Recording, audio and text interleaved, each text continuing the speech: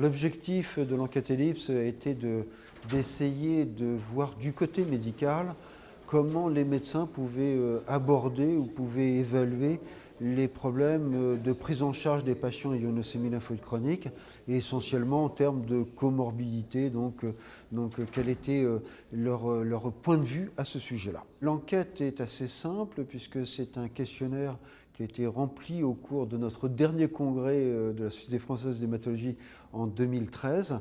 Et donc il y a eu environ une trentaine de questions qui ont été posées à l'ensemble des médecins qui ont répondu à ce questionnaire de façon tout à fait spontanée et évidemment volontaire. Plus de 300 médecins ont répondu à cette enquête, ce qui est déjà un taux de satisfaction important.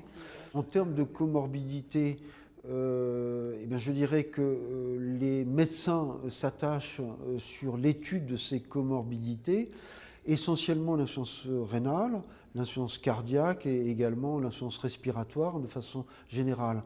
Les autres items qui évaluent la fragilité finalement d'un patient sont quand même plus en retrait, en particulier les problèmes liés à l'économie ou les problèmes liés au social ou les problèmes liés à l'environnement. Finalement, la fragilité d'un patient qui est atteint de leucémie lymphoïde chronique est évidemment un problème important dans la prise en charge générale, mais que le médecin ne va pas finalement modifier stricto sensu son attitude thérapeutique. Il va bien évidemment réduire la posologie ou le nombre de cycles, mais en tout cas, il ne va pas modifier de façon fondamentale cette prise en charge. Et puis, l'autre message clé, c'est probablement de réfléchir à ces résultats pour effectivement modifier notre comportement sur un certain nombre de points.